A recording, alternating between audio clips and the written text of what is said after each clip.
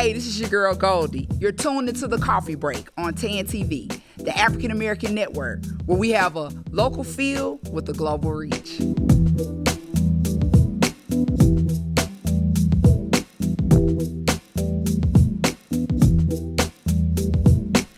Welcome to another edition of The Coffee Break, where we have Judge Yolanda Huff. Welcome. Thank you. Thank you. So happy to be here. Yeah, thank you for coming on today.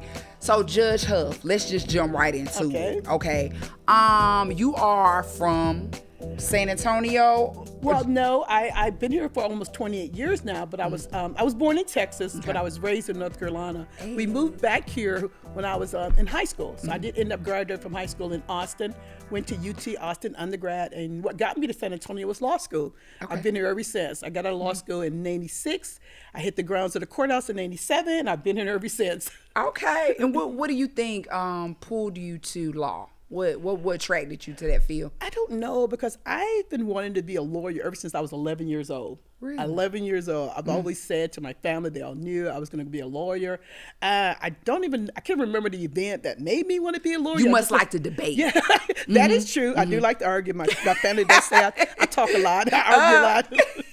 Okay, well that's a good thing. Yeah, somebody's gonna put it to good use, right? Right. It makes you a passionate lawyer that wins cases. There you go. There you go. I also read that you are a single mom of 3 kids. Single mom of 3. My last, he's at Texas Tech now. Yeah, I'll be at the next. Do you go to the games and shout for your? Well, Texas Tech is like 7 hours away, right? But I just moved him back into his dorms about a couple of weeks ago. So he's getting settled in with his roommates. So. Did any of your kids choose to go into law? No, they were like, no way. So that's hard. They were not. Now, my older son graduated from Texas State. He did pledge Omega Psi Phi. He's lives in Austin with his wife. She's a school teacher. She graduated from Prairie View, so they were kind of like college sweethearts. And my middle daughter is transferring over to UTSA. She wants to be a school teacher. And my youngest is at Texas Tech now. But none of them know law. No, not at all. Okay. Judge Huff, let me just say, overwhelmingly, what I got from you is that you are a judge. Yes, you are, but you have the heart of a social worker. Okay. I think that's true. That's fair. I think that's very fair to say. Yeah, because just researching and looking at a lot of the things that you're involved in, the court, the whole system that you're, involved in here in San Antonio, I feel like you really help people on a different level than just judicial. Yeah, I really believe that my duty to the public does not stop at the courthouse door. And one of my big missions, and since I've taken the bench, is just I really care about educating the public. To me, knowledge, the more you know, knowledge. I want my kids to have it. I want people around me to have it. I mean, you could tell my children's friends, they come over, you getting educated too. Like everybody getting educated. You sound like my grandma. Like you going to the museum with me too. I mean, like it's just like the more you know, the better decisions you can make for your life. The better your life would. I mean, I just had this all my life that I just want the children, people around me to know, to be better educated. So when I took the bench, it's just like, let me demystify what it is about the courthouse that the people in the community don't know. Like, come here, get educated, because I don't think that people knew in 2018 when I was running that there was not one elected black judge on the bench. Now, and this was the same year that all those 19 judges were getting elected, black women were getting elected in Houston. Wow. In San Antonio, we didn't even have one. Wow. Now, I know a lot of the judges in Dallas, because there was 15 black women getting elected in Dallas, right? I went to law school with Judge Rocky Jones. She's on the bench there. And I mean, we just got, San Antonio got I don't know, no one interviewed us about it. And I would tell people as I was campaigning, there's not one elected black judge in a county that has 2 million people. Wow. People did not believe me. Few people knew. I would say, raise your hand if you notice. Maybe one hand would go up, and I would be like, so people don't know. Like, so why do you think that was, though? Do you think black women weren't running for that office? Oh, no. Or just Judge Boyd had ran like 2 times. The time she won with me was her 3rd time running. Wow. It just could not, like, okay, Judge Carmen Kelsey was on the bench. She got put on the bench, and if I'm not mistaken, in 1989 by Ann Richards. That's how long ago. Ann Richards was one of the few women governors in Texas.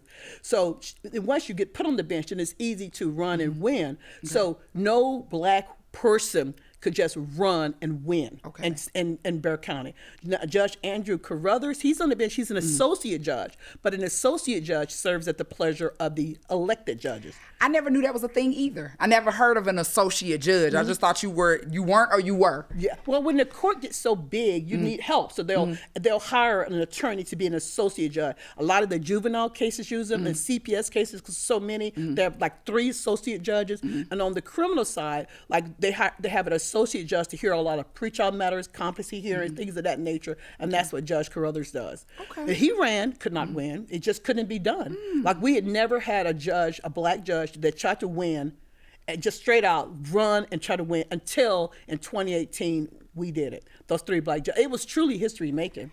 Yeah, that's amazing. I didn't know that San Antonio didn't have any prior to 2019. Well, I mean, we had some, but at the time when I was running 2018, we didn't have, at that current time, there was none on the bench. Wow.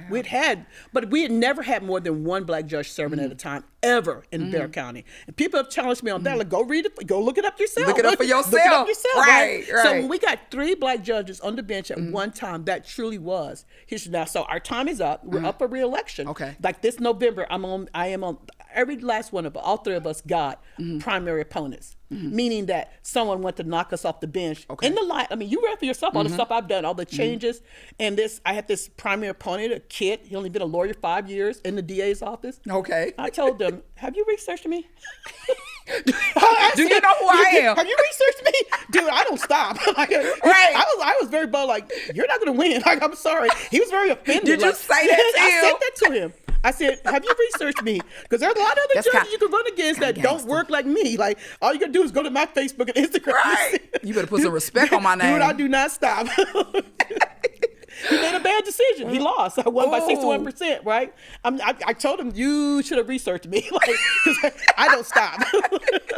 Not even joking. Wow. But you know what? I feel like just like researching you, looking at all the different courts that, are available to people here. Can you tell us a little bit about some of because it's 13 or 14? Well, okay. So I preside over County Court 12. It is a criminal misdemeanor bench. Okay. So there are 15 county courts in Bexar County. Now, in those county courts are 5 specialty courts. Okay.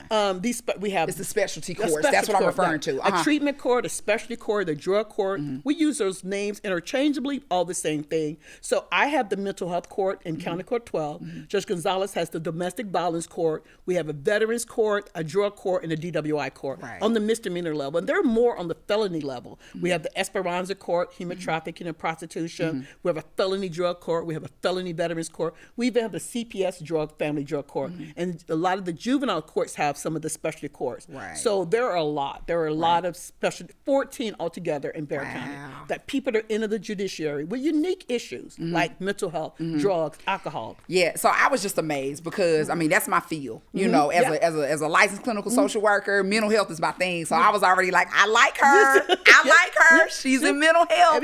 I do not believe people with mental health should be in jail. Right. They decomp. It is not good. To me, it is a waste of taxpayer money. We should be trying to help them get on their feet. I can tell you briefly the history of specialty courts in America because, see, the first one started in 1989. And if, like me, I'm dating myself here. If you remember during that time in the 80s and the 90s, the sentiment in America was build more prisons, privatize prisons, lock them up longer, throw away the keys, send the people the problem with drug problem. How are you going to send someone to prison with a drug problem? You send someone to prison with a heroin addict, they're going to come right back as a heroin addict, right? So this one professor in Florida thought of a unique way of treating people that enter the judiciary with drugs. How do we treat this person to get them the true help they need so they won't keep cycling in and out? Over and over again. And he started the first drug court. And since then, now over the whole America, we have over 4,000 of these courts. 14 in Bexar County, over 700 in the state of Texas. And I just went to the biggest conference. It's called the NADC is the National Association of Drug Court Professionals. It's the biggest conference for all these specialty courts because these specialty courts operate off guidelines. We have to answer to the headquarters in DC. Like, we cannot just operate how we want. We get audited every 3 years. Oh, wow. Are we following best practices? Are we following the guidelines of what a true specialty court is? And that's what makes the program so successful, because we're following the guidelines. Right, because I've heard you talk about the wraparound services. The wraparound services and everything. But I think that's ridiculous. Somebody comes in, they clearly have mental health issues, or maybe they're on meds, maybe they're not, and then it's just like you just throwing them in jail, or you throwing them in prison, and they're going to go right back to whatever they're doing before. Like in Bexar County, I've seen people have criminal mischief or criminal trespass, right? Little crime. It's just a B misdemeanor. The most I could sentence them to is 180 days in the Bexar County jail.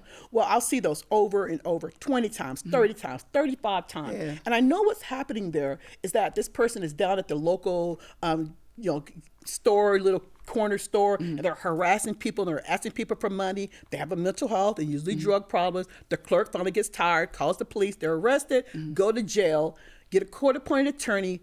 The court-appointed attorney takes them to jail court, and by them being in jail 2 or 3 days, the judge pronounces it judgment satisfied. Right. They're out of jail, and they're back on that corner again. Wow. And it just goes over and over until someone truly gets them that true help that they need. Right. So this is what I was wondering too. I said, now I wonder if anybody ever comes into your courtroom and they're pretending to have a mental health issue just so they don't have to go to jail. Well, I mean, they could try. I mean, I tell people, like, we have people in jail, and their choice is they're going to jail, or they can choose to go into the mental health court. And I just had a young man do that. He was on the Zoom. He was in jail. We got him into the mental health, and we were going to release him over to Haven for Hope. He had an assault case against his mom. And I told him, you may think that you're trying to pull the wool, or you just want to get out of jail. But sir, I need you to go get that GPS put on, and I need you to go straight over to Haven for Hope and get registered. He got out of jail, boom, he was in the wind. Yeah. And he showed up to court late because once he pleads into the mental health court, then he gets his first court appearance with me, right? Because they meet often with me, sometimes once a week. And when he came in, I said, you did not do those 2 things I told you to do. You're going back to jail today. Oh my God, he almost had a mental breakdown right there. No, Judge, please, Judge, I'll do it, begging, pleading. Right. I was like, I told you, I mean business. Like, I mean, it wasn't a suggestion. Like, it was an order. Oh yeah, they called me Judge Huff is firm but loving. Like, you remind me of my mom. Like, that's what it takes, and that's what it takes, right? But I'm firm but loving because that's what they need. They come in, they're manipulators. They're on the streets, and this is how they make, and like they're pushing the envelope with me to see how far they can go. And I said, okay, it was Monday. You have till Wednesday to get that GPS on and get registered at Haven for Hope. And then, the case manager's on the team. Okay, Judge, you got it all done. Like, okay, then. And then so he keeps going back to his grandfather's. His grandfather's in his 80s. And they don't want him there. He causes trouble and disruption. Right. And I'm like, oh, my dear child, I'm going to have to, like, it's just like they get acclimated to the program. Right. Like, this program is not punitive. I don't want to punish you. I want what you want. I want what your family wants. I'm like, you don't deserve to be in jail. Your purpose is not to be in jail. Exactly. You have a purpose. And I'm talking to them because I talk straight and bold to them. Yeah. Like, you know what? And I'm telling them, you reading me? Am I for real? Does Judge Huff mean what I'm saying? Do I want to help you? You have the ability to read me. Listen to what I'm saying. Because you get acclimated to this program. It's 12 months long. Hearing what I'm saying, I mean, and I like that too. I like that element that it's 12 months long because, I mean, people can go into a program a week or two and they can play the game and get out and go right back. But I think for that long and to be held by those strict measures, like they're gonna change. You have no choice but to do something. And sometimes I feel that 12 months is not even enough. The defense attorneys, they'll complain because they'll say, why should I send my client to your program for 12 months when he could be out on the streets in 2 days? I said, because he's going to be right back in jail again. Because they don't care. They don't care. No. I mean, I'll tell them, look, if you have someone that's a prostitute for 10 years, they're a heroin addict for 8 years, is 12 months enough to get that person on their feet? Right. It's just a starting off point, really. It is. Because it takes a lot. I mean, so this program is 12 months long, right? They have to call the UA, that's the urinalysis analysis, to see They have to call that line every day. Every day, Yeah. 365 days, every single, and it would randomly tell them they had to go and take a drug test That's that day. scary. And I tell them, like, that's the low-hanging fruit, because you know you're going to do that every day. Right. I should not even be having a lecture with you. Right. And I'm having a lecture steadily with them about this, right? I heard you say that they give you all kind of excuses. Oh, my Like goodness. somebody comes in and they say, like, why do you have alcohol in your system? You're like, oh, I had beer battered shrimp yesterday. Okay, for Like, lunch. I haven't And heard you that before, right? Okay, now wait a minute. Yeah, it goes, oh my goodness. I mean, it's just overall. I mean, and I'm telling them, look, we understand that relapse is a part of recovery. You don't have Absolutely. to lie. Honesty is the bedrock of this program, That's because it. we're taking the information that you're giving. Judge, I'm sorry, I did meth for the weekend. Okay, now how do we work with you? Because you don't want to be on drugs, do you? They're like, no. I told one guy that, I said, you don't want to be on drugs, do you? And he was like, you guys are not helping me. I'm like, dude, we set you up with an inpatient program. Your next step is to walk into that program. He just like won't go in. He tells us we're not helping him. And this is how I explained it to him. I said, if you wanted a hole dug in your backyard, I'm going to give you the shovel to dig that hole. You got to dig that hole. He was like, oh, like it just a light bulb went off in his head. Right. And then he says, he comes to court, well, Judge, I got money in my pocket. I feel good. All his money, all his whole check would go to drugs. Yeah. And I'm like, dude, you want to spend money with your grandchildren. You don't want to be spending all your money on drugs. Is this the life you want to live? They don't. Nobody wants to live a life like, it's chaos. It is. Because one of the first questions I'll ask them is, you ready for the chaos to stop? You're living that life. I'm not even living that life. I can tell you it's chaotic, right? And they will be like, yes, okay, let's get to work doing. Why do you think you have such a heart for people that way, though? I don't know. I mean, I do. I mean, it's just, I guess it's just the way I am. I love helping people. I love people getting on their feet. I love people to be independent, like when you're not needing someone else. Because if you have the knowledge and you're doing well and you're working, you're independent and you're not dependent on other people. And that's truly the way I feel. Like that's how I feel. I'm a single mom, and my 3 kids. My kids are that way too. Right. Like my mom gives. My mom pays for what I need. Like I don't have to ask for any help from anyone, because that gives you a sense of pride about yourself when I can stand on my own 2 feet. And I guess I just want to help other people feel like that too. Like that sense of pride in yourself. You can do this. And I'll tell them there is nothing special about me, Judge Huff. If I can do it, you can do it too. There's nothing special about me. Well, and I heard you say that as well. But I beg to differ. I think you're very special. Well, I mean, I'm saying it in the sense that they too can do what I'm doing. Like there's really, I mean that. One time my son was little. My oldest son was younger, and his friends were all, I'm like the Kool-Aid mom. His friends were always over, and they would always ask me about being a lawyer and everything. And then I would say, you can do it too. And my son, he said, Mom, why do you keep saying that to people? I said, because I really believe it. Like, Right. if they want to be a lawyer, there's nothing that can stop them from being a lawyer. He didn't like me saying that to his friends. He's like, it is hard to be a lawyer. Like, no, it's not. It's just one step at a time. How do you walk 1,000 miles one step at a time? That's powerful, because I think a lot of these like professions, people get in their head and they're like, oh, I can't be a doctor, I can't be a lawyer because it's too much. I'm not smart enough to do that. I can't do whatever. But it's like, no, literally one step at a time. One step at a time. Yeah. And I'll tell them, I don't think there's anything that you can't do. If you want it bad enough, if you want that thing, you can do it. To me, there's no limit. I mean, I cannot tell you to the depth of my heart how much I believe that. That if you want something in life bad enough, you will get it. Yeah. There's nothing to me that I want that I don't get. I tell my daughter that all the time. She's like, I believe you, Mom. If you want it bad enough, you're going to get it. Right. So let me ask you, the judge, you seem like you're at the top of your game right now. You're beating other, opponents that are trying to come for your title. Trying to come for me, right? What are some other things that you want to accomplish at this stage in your career?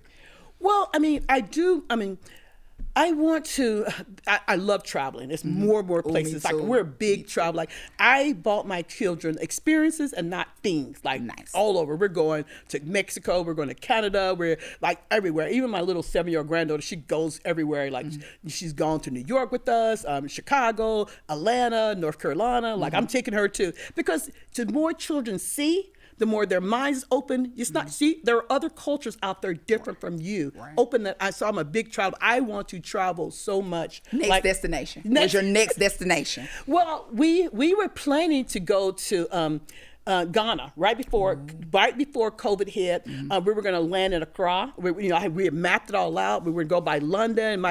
My youngest, that's what he's gone from his major being geology. He wants to be a paleontologist, the study of dinosaur bones, to now he wants to study ancient Africa, right? Okay. So if you have that kid on, he could tell you everything about Africa, every kingdom from 10,000 even further than that. And we're driving somewhere, Mom, listen to this podcast. I'm like, who listens to a podcast of a lecture from a professor at Berkeley in California? And it'll be interesting. Like, so we're driving to Lubbock and we listen to it's like, this professor has some interesting lectures. Mom, I always laugh at that. How old is he? He's 20. Wow. But if you listen to these podcasts, right, about it's so interesting. So we were going to go to Ghana, everything shut down. So now we have to replan the whole trip again. But that would be our next big trip. But probably I'm one of those people that I plan everything out way far, right? In advance. In advance. So my trip, we just all went 15 of us to Disney World. Okay. If you look at my Facebook page. And so it's like my son, all three of my kids, and my daughter-in-law's 2 sisters and their kids. And so, but I had that trip planned out September for next June. So my trip for next June, we're going, I asked the kids if they wanted to go to San Francisco. We'd never been to San Francisco. And that's the trip I had all planned. COVID shut that down, 2 things, COVID. So we had the hotels, everything. I hadn't bought the airplane tickets. So y'all want to get San Francisco back on the mount? But every year at spring break, me and the kids do we like national parks. I love hiking. I used to run marathons. I saw that. I don't run marathons since I've been on the bench yet. Right?